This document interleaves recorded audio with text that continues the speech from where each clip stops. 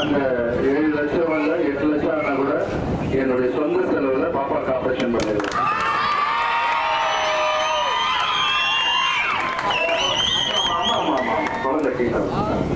So இந்த வாய்ப்பை கொடுத்த இந்த ஊர் அம்பாளுக்கும், இந்த குழந்தையை காப்பாற்றுற வாய்ப்பை கொடுத்த அம்பாளுக்கும்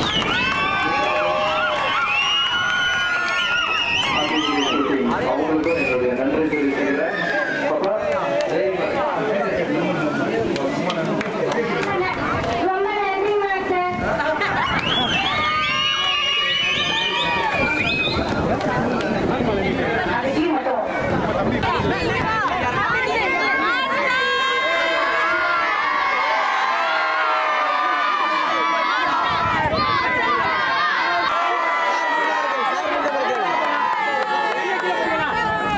தம்பி சென்டர் கூட கை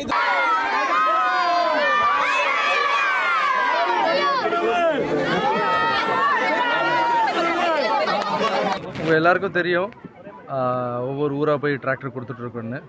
இன்றைக்கி வந்து ஏன்னா கொடுக்குற டிராக்டர் வந்து ஒருத்தருக்கு இல்லை, அது எல்லாருக்கும் அந்த ஊரில் வச்சுடுவோம், எல்லாருக்கும் பயன்படணும். அது வந்து அது பாதுகாக்கிற ஆள் கூட கரெக்டாக இருக்கணும், அதை மெயின்டைன் பண்ணணும். அது வந்து தங்கச்சி பார்த்திங்கன்னா எல்லா இடத்துலையும் நான் பார்த்துருக்கேன், வீடியோஸ் பார்க்குறேன்.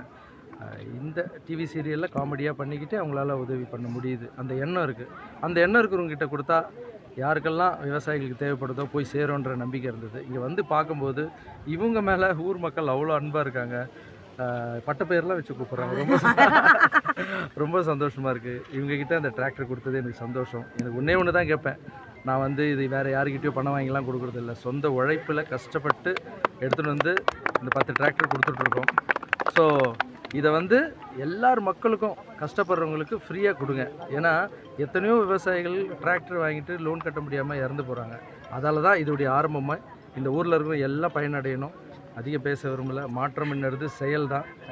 செயல்னால் கிராமத்துக்கு போகணும், அவங்க கஷ்டத்தை கேட்கணும், கண்ணீரை துடைக்கணும், பசியை தீக்கணுன்றது தான். ஸோ மாற்றம்ன்றது செயல்.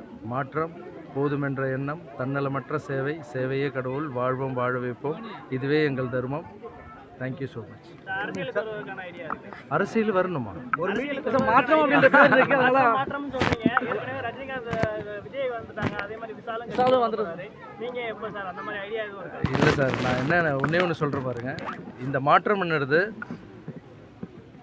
என்னுடைய மனசில் தோணுன ஒரு மாற்றம், புரியுதுங்களா?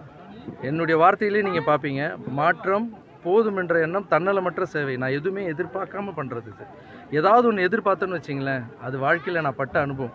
ஏதாவது எக்ஸ்பெக்ட் பண்ணணும்னு வச்சிங்களேன், அது நடக்கலைன்னு வச்சா வழி வரணும். எதுவுமே எதிர்பார்க்காம பண்ணுறது இருக்குது பாருங்கள். நான் உங்களுக்காக வரேன், நீங்கள் எனக்கு ஓட்டு போடுங்கன்னா அது பேர் எதிர்பார்ப்பே இல்லைல்ல. அது ஏதோ எதிர்பார்த்து பண்ணுற மாதிரி இல்லை. நான் உங்களுக்கு இது பண்ணுறேன், என்னை நீங்கள் பதவியில் உட்காருவீங்க. நான் உங்களுக்கு இது பண்ணுறேன், என்னை வந்து எம்எல்ஏ ஆக்குங்க, சேரில் உட்கார வச்சு அழகு பாருங்கள், இது பண்ணுறவங்களுக்கு வந்து என்னை சிஎம் ஆக்குங்க. இதெல்லாம் ஏதோ எதிர்பார்த்து பண்ணுறது. இது எந்த ஒரு எதிர்பார்ப்பும் இல்லைங்க, கடவுளுக்கு பண்ணுற சேவை இது. நான் ரொம்ப தெளிவாக இருக்கேன், எங்கள் அம்மா அதை விட தெளிவாக இருக்காங்க. எனக்கு கூட ஆசை இருந்தது, அரசியலுக்கெல்லாம் போனால் நல்லா பண்ணாங்க. அம்மா வந்து ரொம்ப தெளிவாக இருக்காங்க, அரசியல்லாம் வேணாக்க. நான் என்னுடைய எண்ணம் கூட இது அரசியல் இல்லை. எல்லாம் வந்து அரசியலுக்கு வந்துட்டு கொள்கை சொல்லுவாங்கள்ல, என்னுடைய கொள்கை என்ன தெரியுமா? அரசியல் எனக்கு வேணான்றது தான் என்னுடைய கொள்கை. பல்வேறு உதவிகளை பண்ணிருக்கு. சரி, நிலையில விவசாயிகள் பக்கம் உங்களோட பார்வை திரும்பி இருக்கு. அரணாய் பகுதிக்கு வந்திருக்கீங்க, அதுவும் மண்ணை குளிர வச்சுட்டு வந்திருக்கீங்க, ரொம்ப சந்தோஷமா இருக்கு. ஒன்றும் இல்லை, சந்தோஷமாக இருக்குது. 3 டேஸ் 4 டேஸாக போயிட்டு இருக்கோம்ல ஊர் ஊராக. வெயில் அதிகமாக இருக்குது. சின்ன பசங்கள் எல்லாம் வந்து ஒர்க் பண்ணுறவங்க எல்லாம் ரொம்ப டயர்டாகிடுறாங்க. அது சாப்பிடும்போது அப்படியே படுத்துடுறாங்க ஒரு சிலர். எனக்கே நேற்று ரொம்ப டயர்டாகிடுச்சு. நேற்று நைட் சாப்பிடாம தான் படுத்தேன் நான். அவ்வளோ டயர்டாக இருக்கேன். என்னடா அது வெயில் கம்மியானா நல்லா இருக்குமேன்னு நினச்சேன். காலையில் ஹோட்டல்லேருந்து வெளியே வரும்போது இது என்ன நம்ம ஊரா, இது வேறு மாதிரி மழை பெஞ்சிட்டு இருக்கு. ஸோ தர்மம் பண்ணால் அந்த கடவுள் ஆசீர்வாதம் இருக்குன்னு சொல்கிற மாதிரி இந்த ஊருக்குள்ளே வரும்போது நல்ல மழை. ஸோ இயற்கைக்கும் கடவுளுக்கும் என்னுடைய நன்றி தெரிவிச்சுக்கிறேன். 10 டிஸ்ட்ரிக்டில் புதுக்கோட்டை டிஸ்ட்ரிக்ட் தேர்ந்தெடுத்துருக்கு நிஷா. ஸோ கரெக்டாக நாள்கிட்ட கொடுக்கணும்ல சார், அதுதான்.